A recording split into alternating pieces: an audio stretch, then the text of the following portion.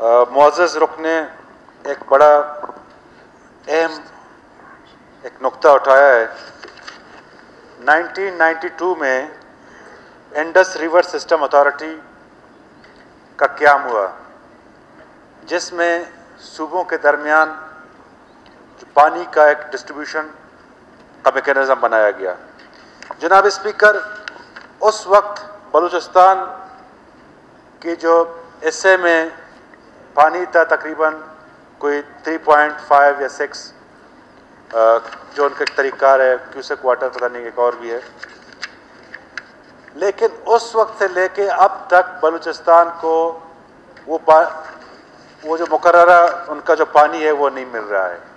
जनाब स्पीकर, गो के पाकिस्तान में कैद साली आई हुई है, बारिशें नहीं हो रही हैं और मुल्क सूख रहा है, लेकिन इसका मतलब ये नहीं है कि जो सबसे ज़्यादा गरीब सूबा है उसकी कोई अख्तलफी की जाए, उसका जो है पानी बंद किया जाए।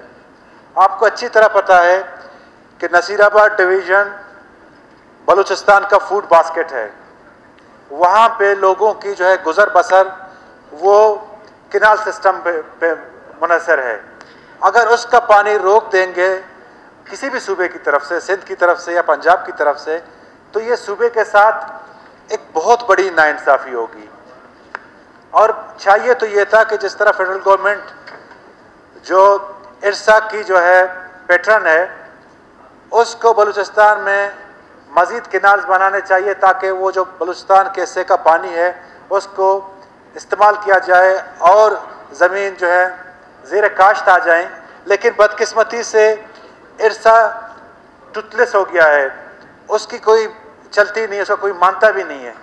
तो जनाब स्पीकर, मेरी आपसे गुजारिश है, क्योंकि ये बलूचिस्तान का नसीराबाद डिवीज़न का एक बहुत अहम मसला है, वहाँ के लोग जो हैं कैद साली की वजह से तबाहाल हैं, किसान परेशान हैं, ज़मींदारों को पानी नहीं मिल रहा।